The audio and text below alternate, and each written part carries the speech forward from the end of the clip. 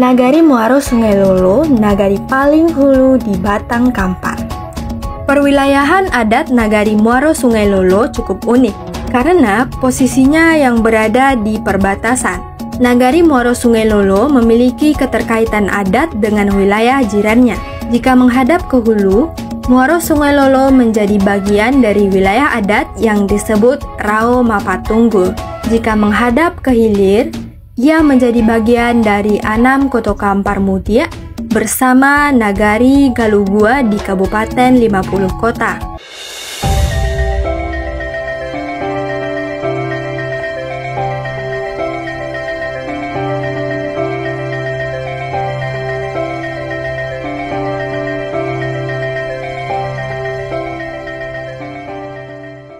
Tahukah Sanak bahwa Sungai Batang Kampar yang mengalir di Provinsi Riau itu berhulu dari Provinsi Sumatera Barat?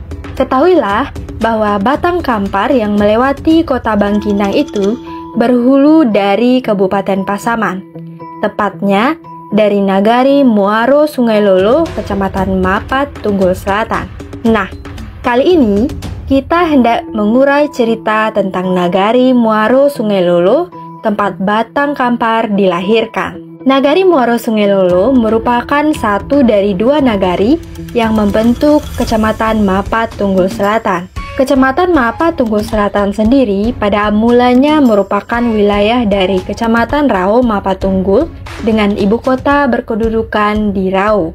Pada tahun 2003, wilayah timur Kecamatan Rao Mapatunggul dimekarkan menjadi Kecamatan Mapatunggul yang beribu kota di Nagari Lubuk Gadang. Kecamatan Mapatunggul terdiri atas 5 nagari yang terbentang dari Muara Tais di utara hingga Muara Sungai Lolo di selatan. Mengingat luasnya wilayah Kecamatan Mapatunggul, pada tahun 2004, Kecamatan Mapatunggul kembali dimekarkan dengan membentuk Kecamatan Mapatunggul Selatan. Kecamatan Mapatunggul Selatan terdiri atas 2 nagari, Silayang dan Muara Sungai Lolo di sisi timur Kabupaten Pasaman yang berbatasan dengan Kabupaten Rokan Hulu. Nagari Silayang berada di utara dan Nagari Muaro Sungai Lolo di selatan. Walaupun berjiran, Nagari Silayang dan Muaro Sungai Lolo memiliki arah aliran sungai yang berbeda. Nagari Silayang merupakan daerah aliran Sungai Batang Silayang yang merupakan anak Sungai Sumpu yang dihilir bernama Batang Rokan. Sedangkan Nagari Muaro Sungai Lolo masuk daerah aliran Sungai Batang Kampar. Nagari Muaro Sungai Lolo merupakan tempat lahirnya Sungai Batang Kampar yang mengalir ke arah Provinsi Riau. Nama Sungai Batang Kampar ini dinisbatkan menjadi nama Kabupaten Kampar yang beribu kota di Bangkinang. Jadi Sanak, Kabupaten Kampar di Provinsi Riau saat ini namanya diambilkan dari Sungai Batang Kampar dan hulunya berada di Nagari Muaro Sungai Lolo. Topografi Nagari Muaro Sungai Lolo didominasi oleh perbukitan yang merupakan bagian dari pegunungan Bukit Barisan.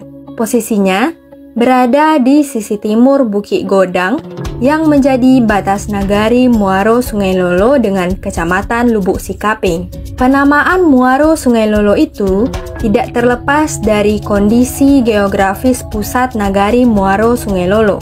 Nagari Muaro Sungai Lolo berpusat di sebuah kampung yang saat ini berstatus sebagai Jorong Muaro. Penamaan Muaro itu tidak terlepas dari kondisi bermuaranya sungai yang bernama Batang Sungai Lolo ke Batang Kampar. Karena menjadi tempat bermuaranya Batang Sungai Lolo ke Batang Kampar, nagari ini kemudian dikenal sebagai Muaro Sungai Lolo. Batang Kampar dan Batang Sungai Lolo merupakan 2 sungai utama di Nagari Muaro Sungai Lolo. Nagari ini memiliki banyak sungai lain seperti Batang Timbulan, Batang Pangian, Batang Kampakayu atau Batang Mali, dan muaranya bermuara ke Batang Kampar. Nagari Muaro Sungai Lolo terbagi atas 6 jorong. Ke-6 jorong tersebut adalah Jorong 1 Muaro, Jorong 2 Sungai Lolo, Jorong 3 Pangian, Jorong 4 Rotan Gotah, jorong 5 Patomuan, jorong 6 Sopan. Keenam jorong tersebut tersebar terpencar-pencar dan posisinya saling berjauhan satu dengan yang lainnya. Jorong 1 Muaro merupakan ibu kota nagari dan tempat kedudukan wali nagari Muaro Sungai Lolo. Pada masa dahulu dan sampai sekarang, sungai masih menjadi jalan penting dalam menghubungkan satu jorong dengan jorong yang lain.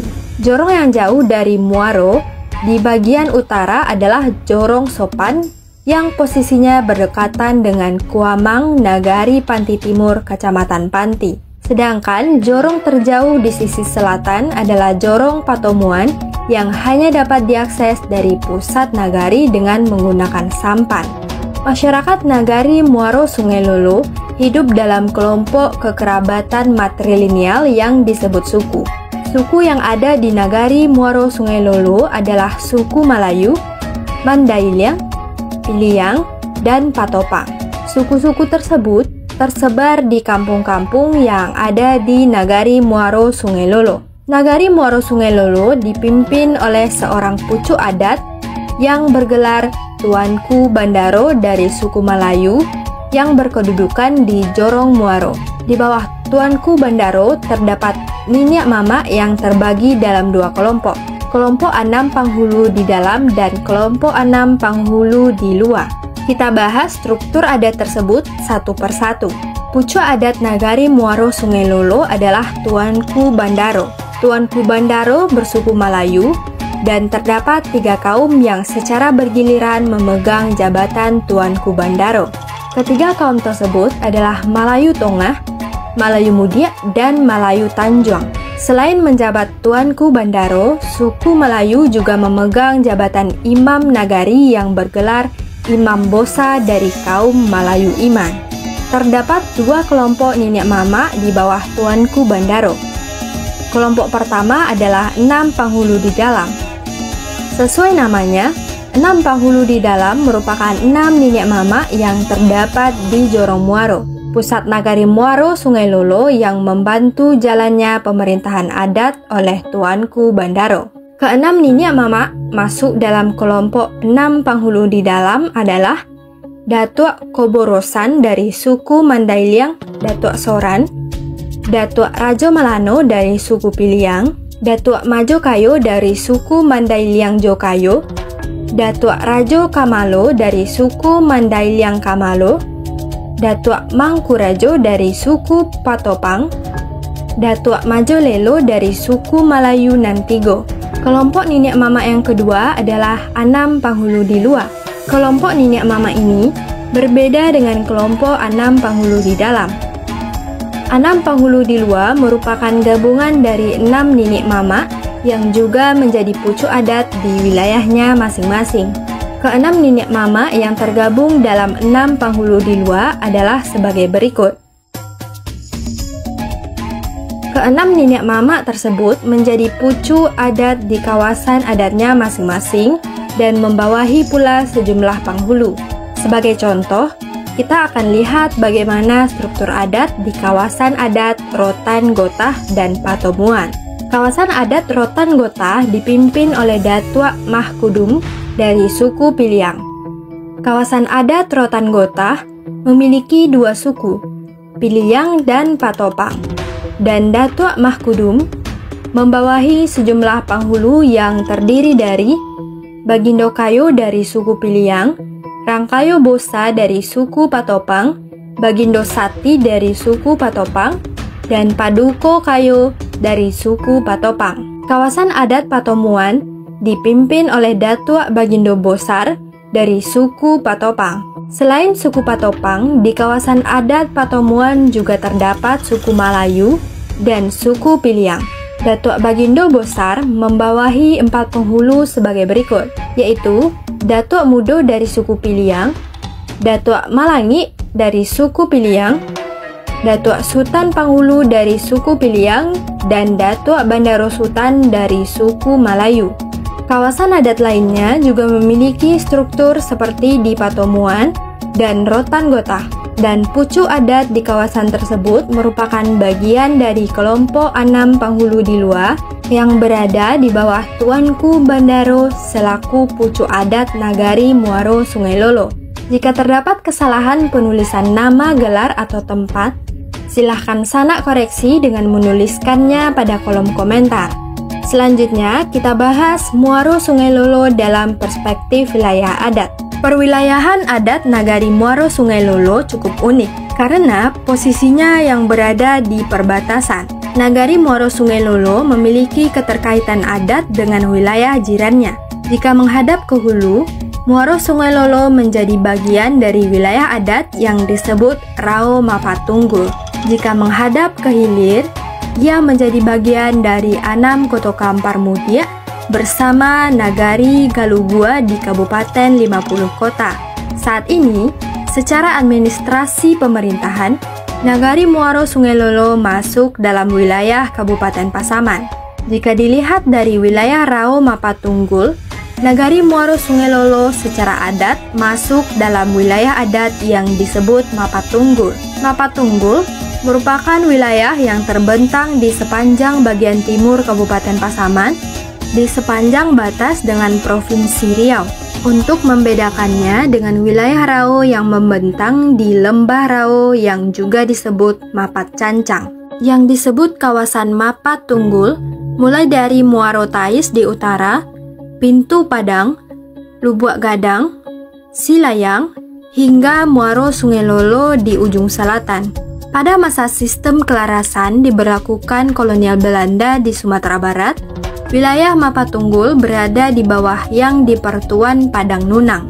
Nagari Muaro Sungai Lolo juga satu kesatuan dengan Nagari Galugua di Kecamatan Kapur 9, Kabupaten 50 Kota. Muaro Sungai Lolo dan Galugua disebut dalam Federasi 6 Koto Kampar Mudia. Terkadang, dalam sejumlah catatan Belanda disebut juga Galugua 6 Koto, yang terbagi atas 3 Koto Galugua Hilia dan 3 Koto Galugua Mudia. Kesatuan ini dihubungkan oleh aliran Sungai Batang Kampar, di mana kedua nagari ini, Muaro Sungai Lolo dan Galugua, memang secara geografis berdekatan dibandingkan nagari-nagari tetangga mereka yang lain. Kita lanjutkan ke pembahasan hal yang menarik di Muaro Sungai Lolo. Nagari Muaro Sungai Lolo pantas dikunjungi karena sejumlah keunikan yang dimilikinya, baik secara geografis maupun sejarah dan sosial budayanya. Pertama, kita lihat keunikan geografisnya. Nagari Muaro Sungai Lolo merupakan kawasan hulu Sungai Batang Kampar yang mengalir ke timur Kabupaten 50 Kota dan juga Provinsi Riau. Sampai saat ini, sungai ini masih menjadi jalur transportasi utama bagi Nagari Muaro Sungai Lolo. Sungai Batang Kampar masih menjadi urat nadi pergerakan orang dan barang dari Jorong Patamuan ke Jorong Muaro yang menjadi pusat nagari, dan berlanjut ke Nagari Galugua Kabupaten 50 Kota. Sejumlah hasil bumi di Nagari Muaro Sungai Lolo seperti gambir, getah, dan jengkol dipasarkan melalui Galugua Kabupaten 50 Kota karena akses transportasi yang relatif mudah jika dibandingkan dengan membawanya ke Pasar Rao. Sebagai jalur transportasi utama di Nagari Muaro Sungai Lolo, Sanak masih dapat menikmati perjalanan dari Jorong Muaro ke Jorong Patamuan atau perjalanan menuju Nagari Galugua dengan menggunakan sampan. Perjalanan sampan yang dibantu mesin ini membuat perjalanan Sungai Sanak menuju Kampung Patamuan atau menuju Nagari Galugua akan menjadi perjalanan yang mengasihkan.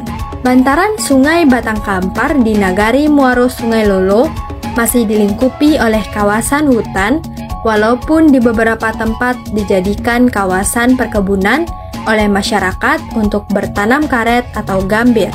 Nikmati laju sampan yang mengarungi derasnya aliran Sungai Batang Kampar, sekaligus menikmati hijaunya hutan Bukit Barisan.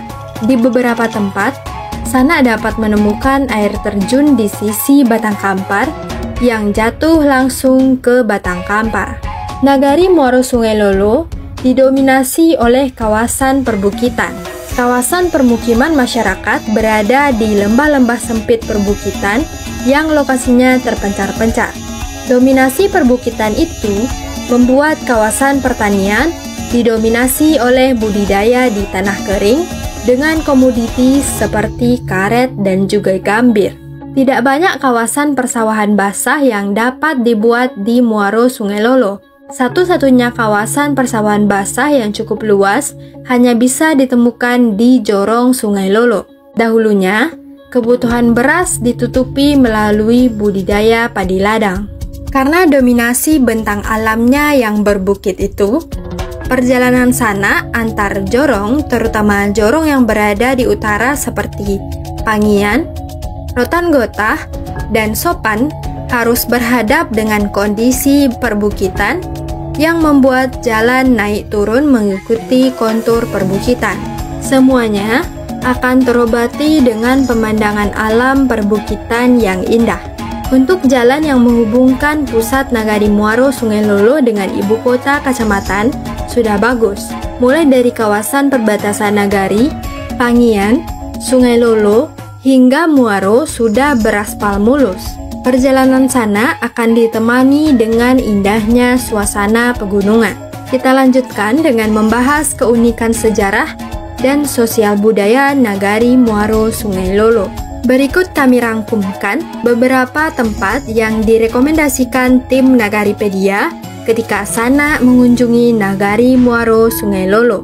Yang pertama, Kampung Adat Muaro.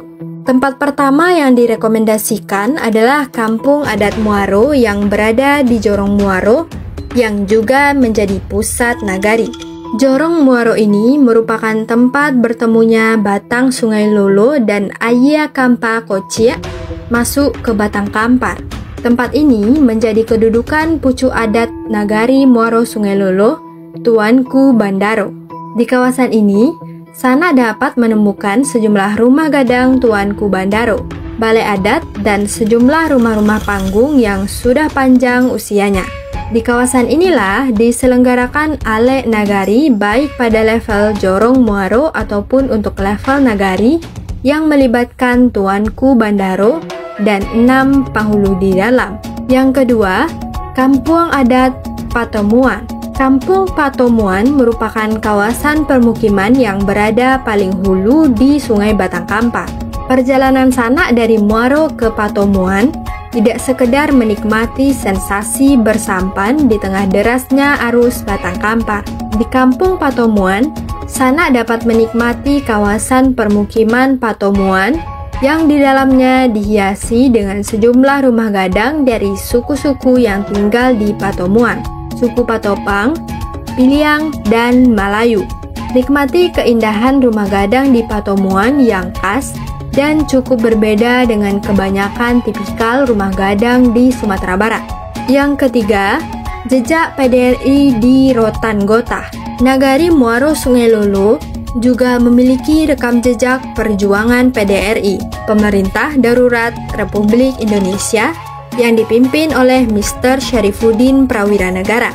Jorong Rotan Gotah termasuk dalam kawasan yang sempat menjadi perjuangan Mr. Syarifuddin Prawiranegara pada masa agresi militer Belanda II tahun 1948 sampai 1949. Walaupun berada di tengah belantara Sumatera, Rotan Gotah dan Nagari Muaro Sungai Lolo telah memberikan sumbangsihnya pada perjuangan PDRI. Sumbangan yang amat penting ketika Republik Indonesia krisis eksistensi. Demikian sana ulasan kita tentang Nagari Muaro Sungai Lolo.